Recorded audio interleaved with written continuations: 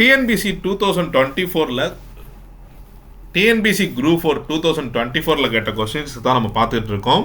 இது வரைக்கும் 17 கொஸ்டின் நம்ம சால்வ் பண்ணிட்டோம். இது 18வது கொஸ்டின். இன்னும் நமக்கு ஒரு 4-5 கொஸ்டின் தான் இருக்குது. அதை டக்குன்னு நம்ம முடிச்சிடலாம்.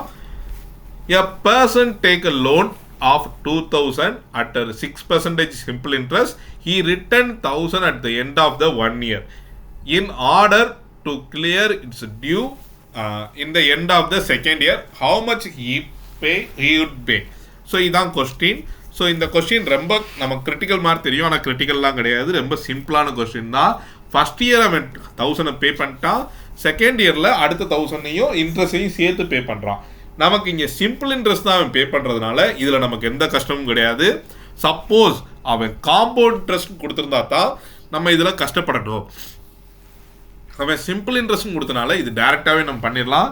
ஃபஸ்ட்டு 2000க்கு 1 இயர்க்கு நம்ம கால்குலேட் பண்ணலாம். நம்ம ஃபஸ்ட்டே பார்த்துட்டோம், interest equal to PNR/100. 2000 into 6 times 1/100 நம்ம டிவைட் பண்ணும்போது என்ன வந்துடும்? ஃபஸ்ட்டு மந்தில் அவருக்கு எவ்வளோ கிடைக்கும்? 1200 கிடைச்சிரும்.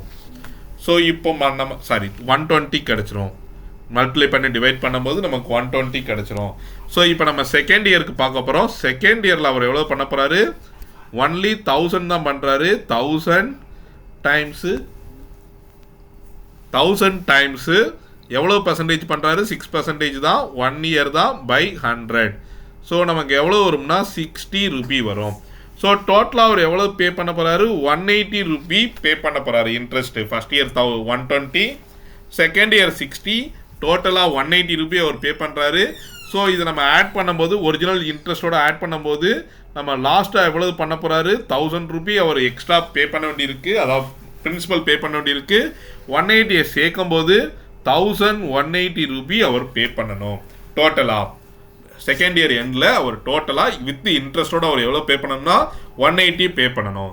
ஓகே, இந்த வீடியோ உங்களுக்கு பிடிச்சிருந்தா உங்கள் ஃப்ரெண்ட்ஸுக்கு ஷேர் பண்ணுங்கள். இது ரொம்ப சிம்பிளான கொஸ்டின் தான். இது ஃபுல்லாக சொல்யூஷன்ஸ் வேணும்னா எனக்கு நீங்கள் கமெண்ட் பண்ணுங்கள், ஃபுல்லாக நான் சால்வ் பண்ணி காட்டுறேன்.